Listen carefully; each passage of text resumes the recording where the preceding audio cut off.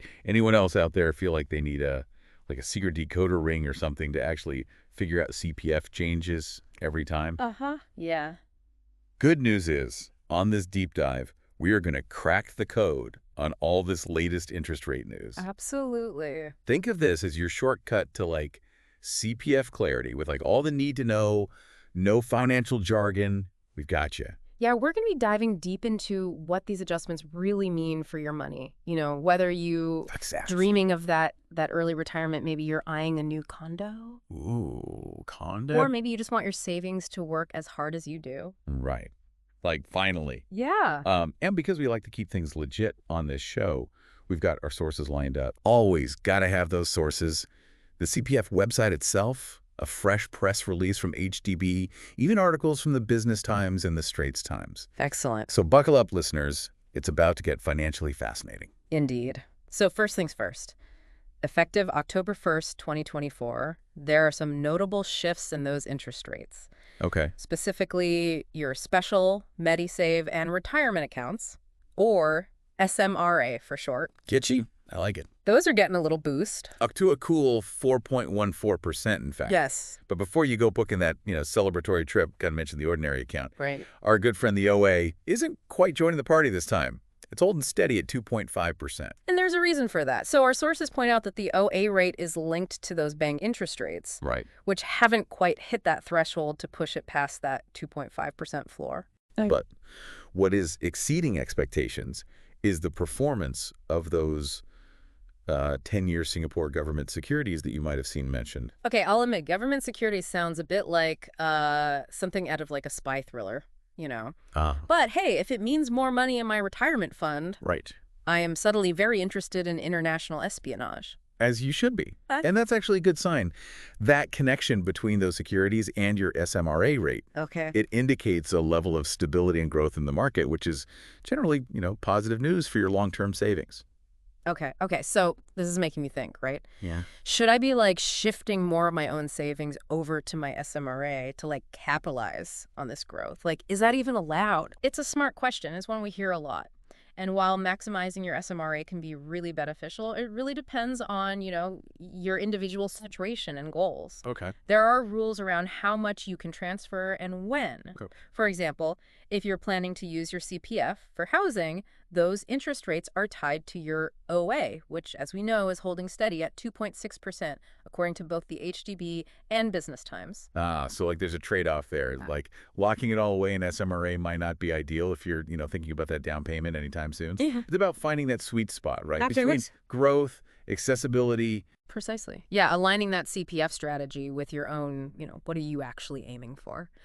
But speaking of strategy, this whole like government securities thing, it's got me curious. Like, what's the story there? Is there something happening in like the broader economy that's making them do better than people thought they would? Right. Like it's not every day you see financial products exceeding expectations. Like, is this a trend? Is this going to keep going up? What does it mean for like future interest rate things? It's definitely a good sign. And it speaks to the resilience of, the Singaporean economy. Okay. But, keep in mind that interest rates, they're influenced by a very complex web of factors, Right. local and global. Trying to predict them with 100% certainty is, A fool's game. Yeah, exactly. But staying informed, that's key. That's where, deep dives like this come in handy. But let's shift gears for a second. Talk about that extended 4% floor rate on the SMRA accounts. That sounds like a big deal, but why should the listener care about that? How does that actually benefit them? So this is where it gets really interesting. So in a nutshell, it provides a level of stability and security, especially during times of, economic uncertainty. Right. Think of it like this.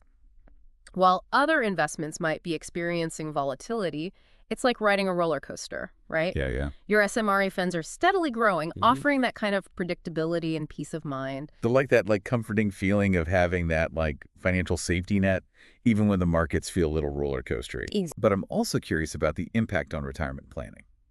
With this new rate of 4.14% on SMRA accounts, what kind of difference could this actually make to someone's, retirement nest egg? It can make a substantial difference, especially with, the magic of compound interest working over time. Right, right. Even a small difference in the interest rate when compounded over, decades can result in a significantly larger sum at retirement. Can you give us an example? Sure, just to illustrate how much of a difference that extra interest can make over, say, 20, 30 years. Absolutely. Let's say someone in their early 30s has $50,000 in their SMRA account. Okay. Assuming a 4.14% interest rate, compounded annually, that amount could grow to over $170,000 by the time they reach 65. Now, compare that to a scenario where the interest rate is just 3%.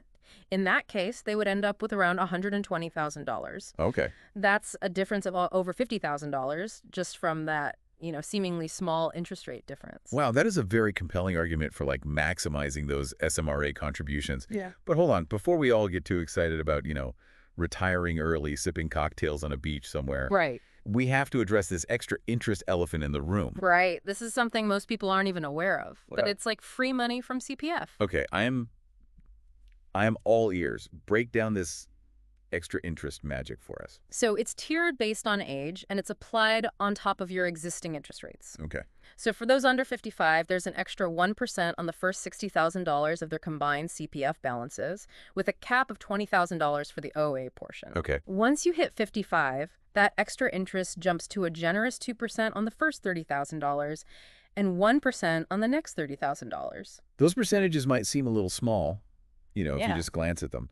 But apply that to a significant chunk of your savings. Compounded over time, it really adds up. Exactly. And here's where it gets even more interesting. So we've been talking about how this is beneficial within the CPF system. Right.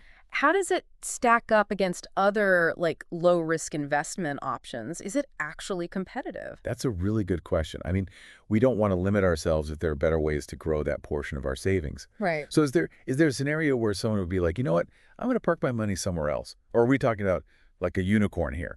A unicorn in the world of low-risk investments?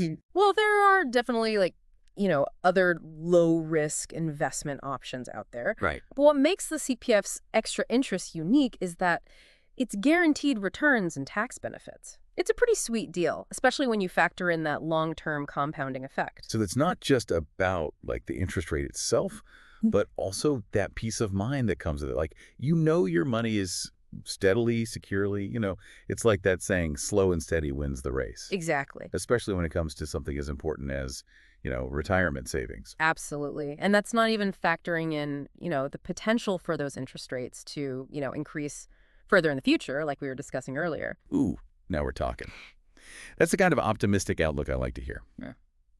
But with all this talk of interest rates and potential growth and everything, it does got me wondering, is there ever a time where it makes sense to, withdraw some of your CPF savings before retirement?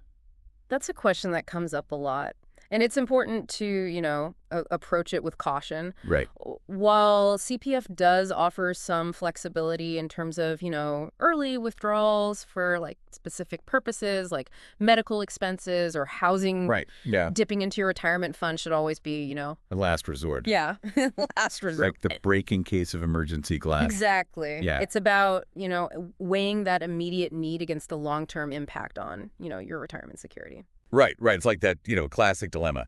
Instant gratification versus playing the long game. Yeah, it's about understanding, those consequences down the line, right? But Here's a thought. What if instead of looking at those withdrawals as a last resort, right? What if we saw them as a strategic tool? Okay. For, financial optimization. Ooh, I like that. Strategic optimization. Right. So you're saying there might be a way to actually use these withdrawals to our advantage. Precisely. Remember, the goal isn't just to hoard all the CPF money. Right. It's to use it wisely to, achieve what you want, those financial goals you have. Right. So for example, let's say you're thinking about a big investment, maybe a business, maybe property, and your CPF savings, that could be that down payment, right? Yeah. In that scenario, taking that money out at the right time. Yeah. That could be the thing that unlocks this whole opportunity. Good, yeah. That makes sense.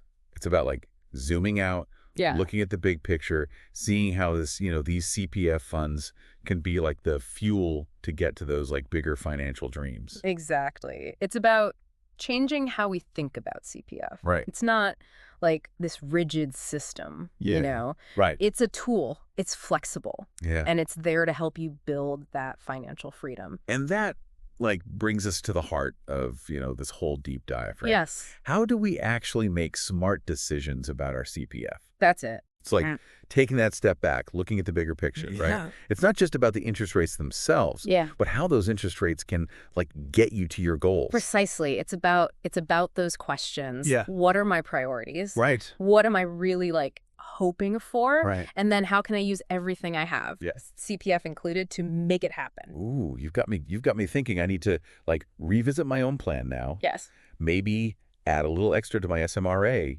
explore those top-up things.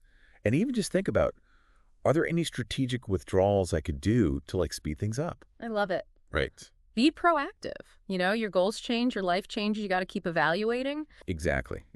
And it's all about, learning, too. I have a feeling our listeners are, like, itching to go do their own research after this. Oh, I hope so. We've only just scratched the surface here. Right. There's so much more to CPF, so many possibilities. But remember, knowledge is power. It really is. So go check out those sources we talked about, that CPF website, those news articles. And hey, maybe even talk to a financial advisor. And if you're feeling extra inspired, maybe do a little bit of that financial espionage we talked about. Just keep it legal, okay? But really, take charge. This is your financial future. Don't be afraid to ask questions, explore new ideas, and just make those informed decisions, right? That's what leads to a brighter financial future. And that, my friends, is what the deep dive is all about. So until next time, happy saving and happy learning.